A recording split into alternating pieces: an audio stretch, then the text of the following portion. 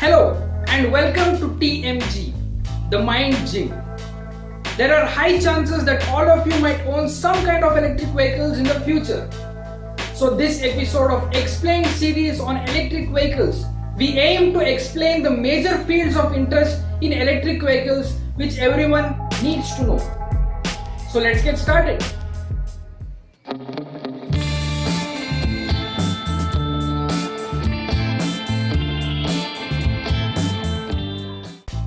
Electric vehicles, often abbreviated as EV, a concept gaining momentum mainly due to increased focus on environment and renewable energy concerns. Electric vehicle is a vehicle which uses one or more electric motors for propulsion. Range of electric vehicles include trucks, trains, trolleys, buses, trams, cars, locomotives, e-bikes and many more. Modern IC engines or internal combustion engines have been the dominant propulsion method for motor vehicles for about 100 years.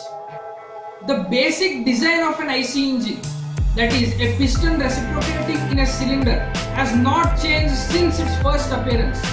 Although engines have become more and more efficient thanks to technology, the scope of improvement in IC engines is low and have reached a saturation state. The overall performance of an IC engine is now improved only by the electronics and computer systems embedded in the vehicle. The basic design of a car won't change in an electric vehicle. The global share of electric vehicles is expected to increase from 2% in 2016 to 22% by 2030. An intermediate between the conventional vehicle and an electric vehicle is a hybrid vehicle. A hybrid vehicle is a vehicle which uses two or more means of propulsion, that is, maybe a petrol or a diesel engine and an electric motor. Example: Ford Fusion Hybrid, Chevrolet Volt and Honda Accord Hybrid, to name a few.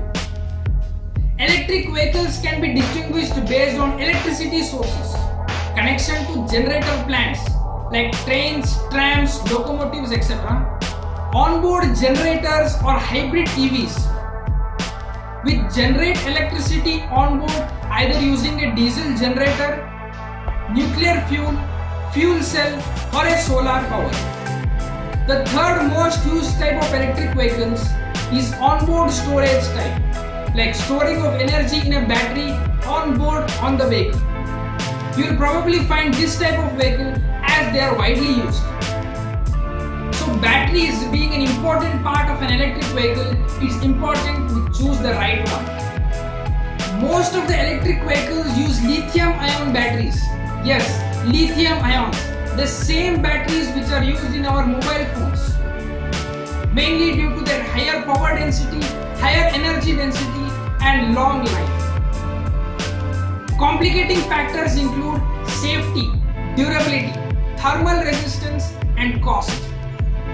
These batteries usually demand a safe temperature and voltage range so that they operate efficiently and safely.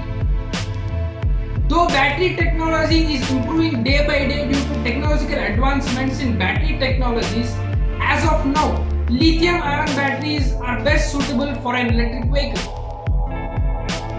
Electric motor. The power of an electric motor is measured in kilowatts. A 100 kilowatt motor roughly equals to about 134 horsepower, but there is a difference between them. Electric motors deliver maximum torque at a wider RPM range when compared to that of an IC engine, which delivers maximum torque for a limited RPM range. In simple words, performance of an electric motor is far superior than that of an IC engine of the same power. The DC current from the battery is fed to a DC-AC inverter, where it is converted to alternating current and then fed to a 3-phase AC motor. For trains, forklifts and trucks, a DC motor is usually used. In some cases, a universal motor is used. And in recent production vehicles, various types of motors are employed.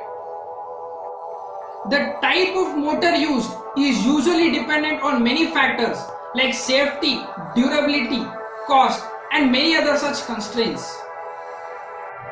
So now that you know the basics of an electric vehicle, we will explore the properties of electric vehicles in the next part. So stay tuned.